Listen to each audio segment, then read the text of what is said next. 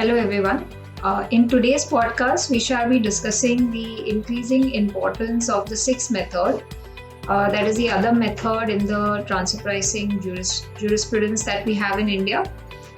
This is an interesting method prescribed under the Indian income tax rules, considering the flexibility it allows by doing away with the stringent preconditions of there being in existence and actual uncontrolled transaction for comparison. So basically, you need to have an uncontrolled transaction, but you don't need to have like an actual transaction. It can be proposed. The sixth method focuses on working out a hypothetical price that would have been paid if independent parties had engaged in the transaction.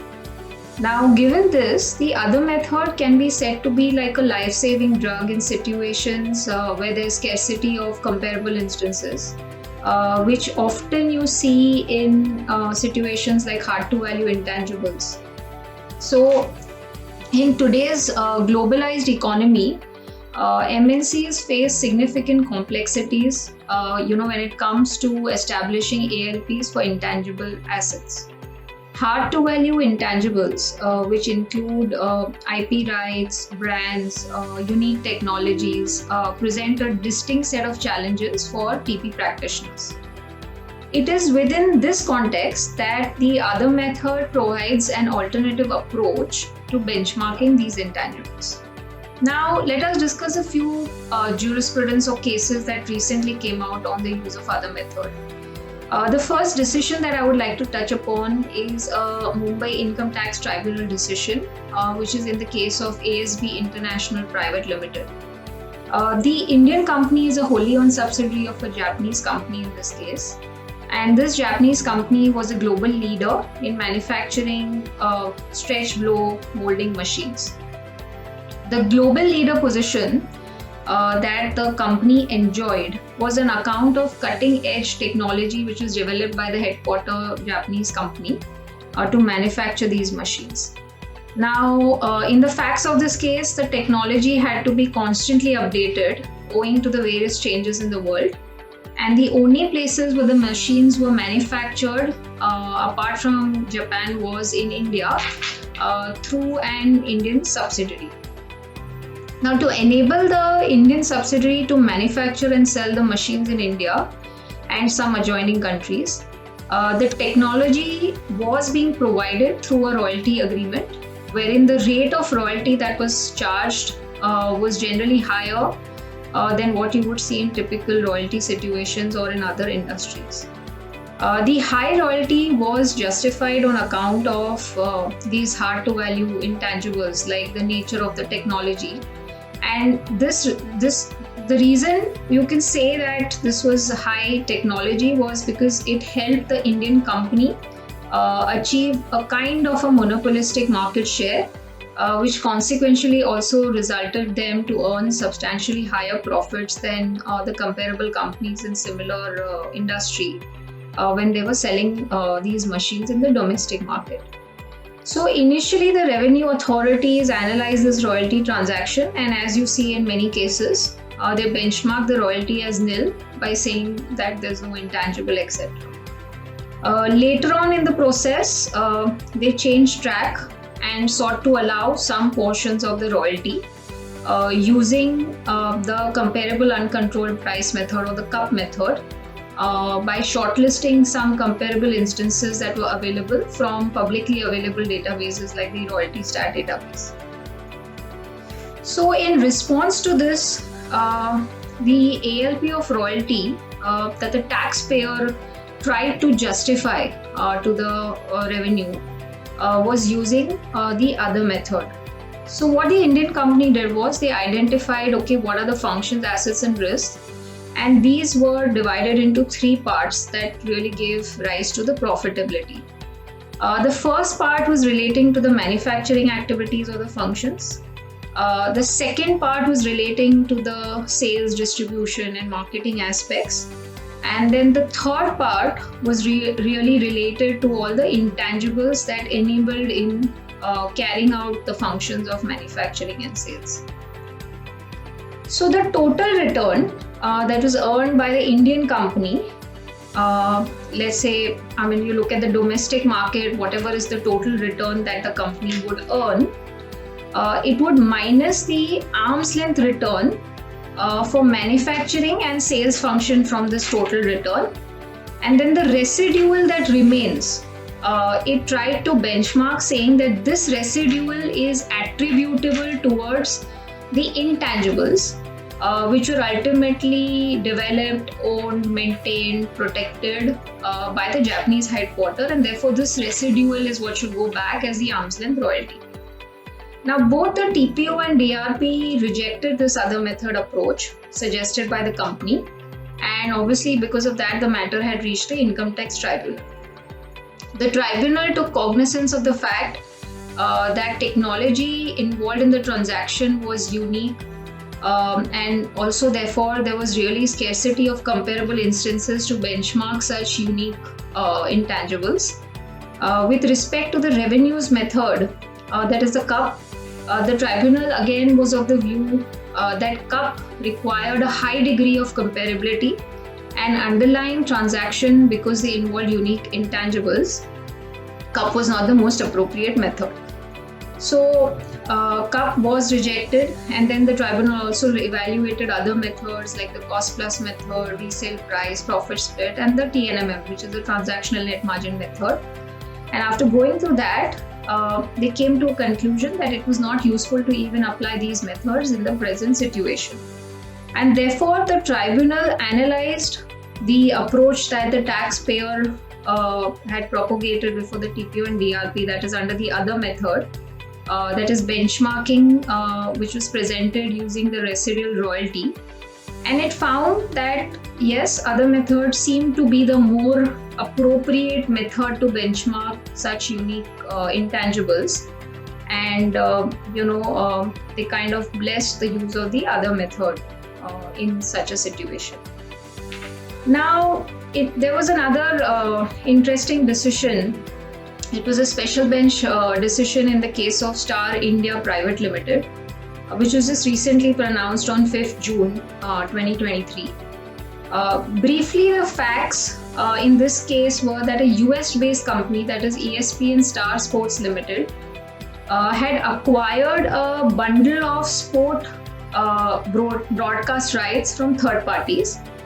This included, various event rights like the ICC Cricket World Cup, the Champions League T20 cricket, Formula 1 GP2, Wimbledon Championships, etc. Thereafter, in October 2013, ESPN transferred these rights by way of a master right agreement, in pursuance of which, where possible contracts with third parties were novated and Star India replaced ESPN. Now, where novation was not possible, ESPN sub-licensed the rights to Star India. As a consideration towards the master service agreement, Star India was required to pay ESPN 90.5% of the amounts which ESPN was required to pay to third parties for acquiring the broadcasting rights. In other words, Star India got the rights at a discount of 9.5% from ESPN. Now, there were 2 years involved here. So for AY 14-15, Star India had submitted an expert opinion as well as a valuation report.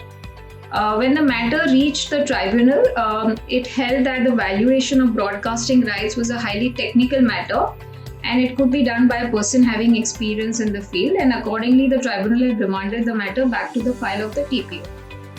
Now for AY 15-16, that is the year which was before the special bench, in the Form 3 CAP, Star India had selected the other method as the most appropriate method, and it justified the arm's length price based on the independent valuer's report.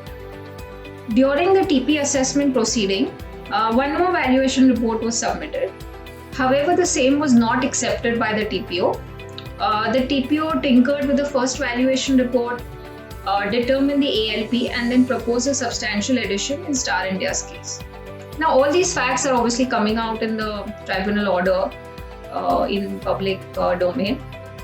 Star India wanted to argue that it should be allowed to change the method to CUP, and justify that the transaction was at arm's length. Now, if this plea was accepted or allowed, right, it would be directly a conflict with the tribunal decision for AY 1415. And accordingly, because of this conflict situation, a special bench of tribunal was constituted. So the premise for applying CUP was that ESPN's transaction with third parties could be an independent benchmark for Star India's transaction with ESPN. Given that ESPN had allowed a discount of 9.5%, the transaction was at arm's length. This is what the contention was.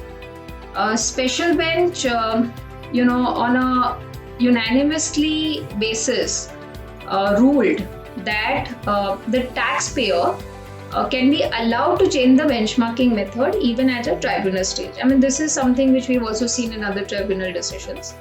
However, there was a difference of opinion on whether CUP or other method was the most appropriate method.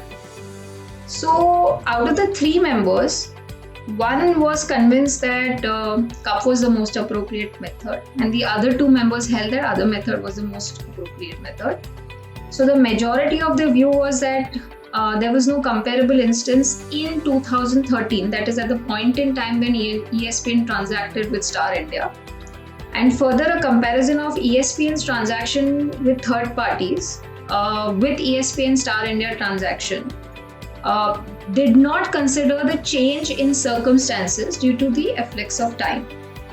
So hence, in absence of any valid comparable instance, CUP could not be used as the most appropriate method. In such circumstances, that is scarcity of comparable instances, other method was upheld to be the most appropriate method. In fact, support was also taken from the valuation report, which was submitted before the lower authorities, which mentioned that CUP was not suitable to benchmark the in-punch transaction, and that effects of time causes significant changes in valuation owing to change in market conditions. However, the special bench did not conclude the arm's length price, as the question before it was limited, and accordingly the matter is now placed before the regular division bench to determine ALP based on other method. So we saw two cases, and of course there are many more other cases which talk about or dwell on use of other method. But these examples, they reiterate the point that other method is a potent tool to determine ALP when there is scarcity of comparable instances, or where transactions involved are unique, interlinked and complex, and where transactions involve hard to value intangibles. So of course this is not like an exhaustive list where you can use other methods, but essentially you see use of other method in these situations. However, one thought that crosses my mind is, can the revenue take advantage of other method to justify the ad hoc ALP that they sometimes determine, right, during the TP assessment? So we have seen various instances where the TPO has benchmarked the ALP of transaction, taking it as nil, like for management fees, for royalty, etc. Or sometimes they even carry out, some ad hoc benchmarking in terms of revenue split on the basis of their belief of what the functions, assets and risks are divided into, without any comparison to any uncontrolled transaction. So in such situations, can the revenue really fall back on saying that, okay, because it doesn't fit in any of the other five methods, what I've used is other method? Now, fortunately, in my view, I don't think the revenue can do that, because it won't be legally tenable, because other method has adequate checks and balances to avoid going down the slippery slope. If you look at it legally and you look at the rules, right? So there are three critical aspects of the rule 10AB that prescribe the sixth method, that's the other method. There are three parameters or conditions that come out for using this method. So the first one is that the price which has been charged or paid or would have been charged or paid. Second is for same or similar uncontrolled transaction. And third is under similar circumstances, considering all the relevant facts. So essentially, even Rule 10AB, the other method, requires you to compare with some uncontrolled instance. It's not necessary that that transaction should have taken place like an internal cup or an external cup that you have. It can be proposed, like it can be a quotation, it can be a valuation report, etc. But there needs to be something, and it cannot be ad hoc in nature. So taking cognizance of these parameters, in fact, there is a Pune Income Tax Tribunal in the case of Goodyear South Asia that has rejected the department's argument that a nil benchmarking cannot be stamped as other method. So in conclusion, going forward, we would see other method to become one of the commonly used methods to resolve ALPs for complex transactions. Therefore, it is critical to evaluate the use of such method at the time of the TP documentation to provide all the relevant facts and evidences before the lower authorities. Because if you try to take a plea of other method with additional facts and evidences at the time of, let's say, arguing before the tribunal, then while the tribunal may accept the other method, for want of the lower authorities having to examine that, it can set aside the matter back. So this is on other method, and thank you for watching, and hope you enjoyed this podcast and have a nice day. Thank you.